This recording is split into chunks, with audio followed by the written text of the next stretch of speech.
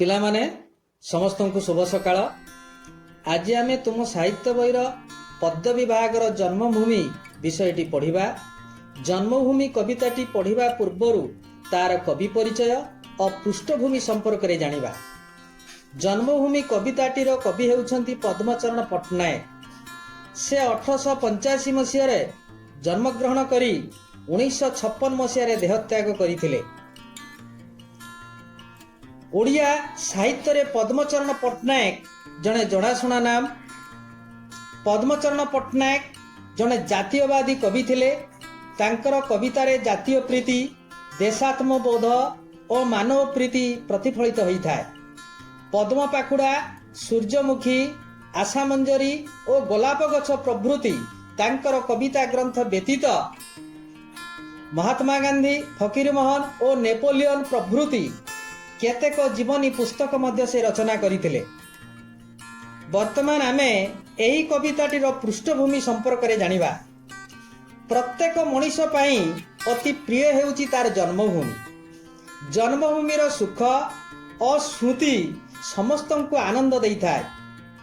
प्रिय परिवार सहित दुख सुखरे मनीष जन्मभूमि रे तार दिन गुड़िक कटाए। सेही जन्मभूमि हेउची जननी सहित समान। जन्मभूमिर गर्व और गौरव रक्षा करिबा समस्तंकर कर्तव्य। इतिहास खोली देखिले यार प्रमाण मध्य मिलता है जे जो माने जन्मभूमि पाई निजको उत्सर्ग करि दैछंती सेमाने जनमुखरे प्रशंसित होइछंती।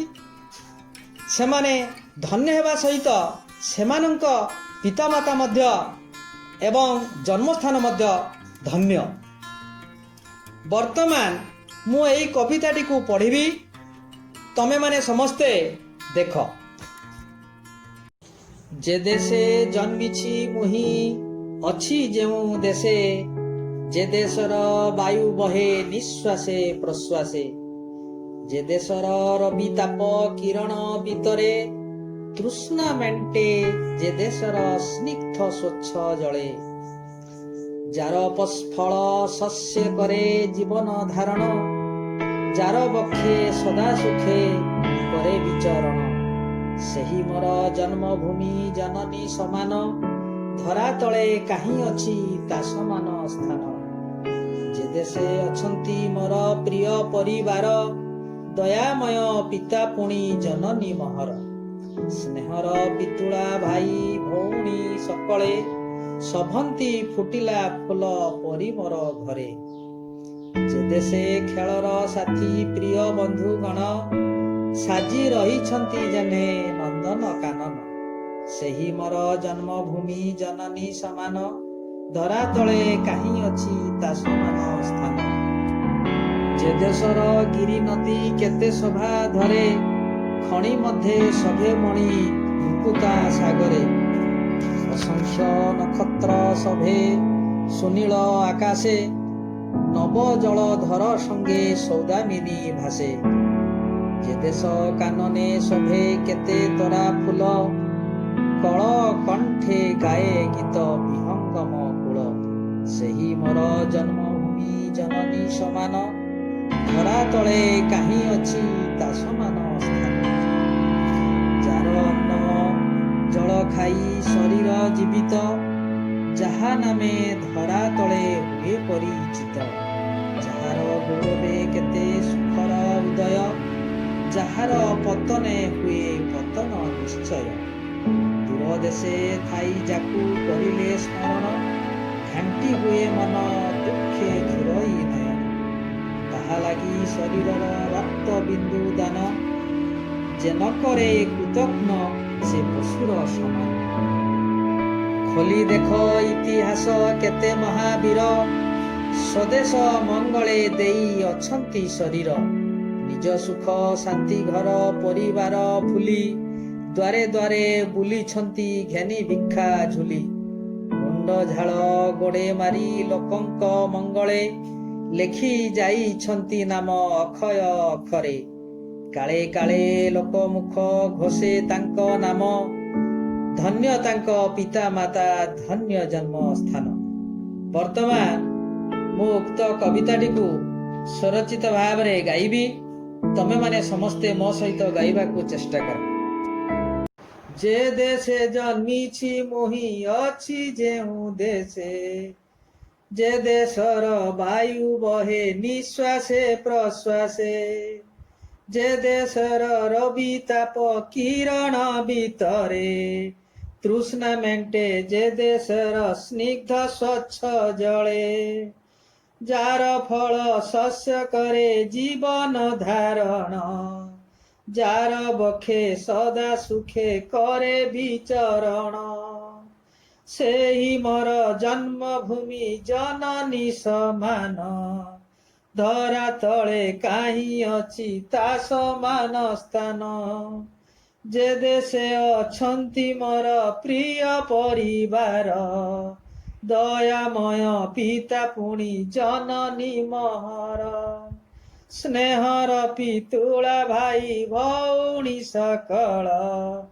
सभंती फुटिला फूल परी मोर घरे, जे देशे खेलर साथी प्रिय बंधुगण, साजी रही छंती जेने नंदन कानन, सेही मोर जन्मभूमि जननी समान, धरा तले काहीं अछि ता समान स्थान, जे देशर गिरी नदी केते शोभा धरे, खणी मध्ये शोभे मणि मुकुता सागरे, असंख्य नक्षत्र शोभे सुनील आकाशे, नव जलधर संगे सौदामिनी भासे, जे देश कानने शोभे केते तोरा फूल, कल कंठे गाए गीत विहंगम कूल,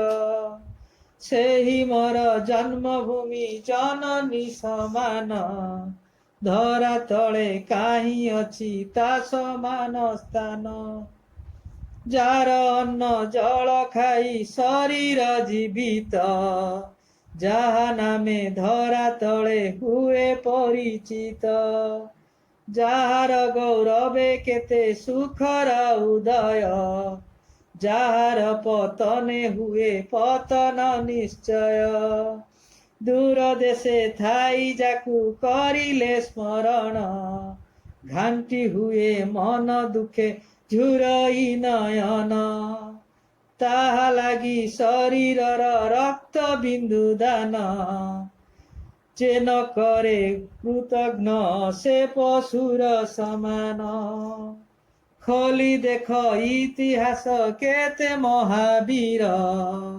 स्वदेशे मंगले देई अछंती शरीर, निज सुख शांति घर परिवार भूली, द्वारे द्वारे बुली छंती घेनी भिक्षा जुली, मुंड झाल गोड़े मारी लोकंक मंगले, लेखी जाई छंती नाम अक्षय करे, काले काले लोक मुख घोषे तांक नाम, धन्य तांक पिता माता धन्य जन्म स्थान।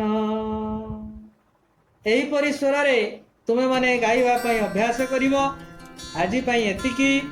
एहार परवर्ती क्लास रे उक्त कवितार विषय वस्तु और संक्षिप्त प्रश्नावली उपरे आलोचना करिबा। धन्यवाद।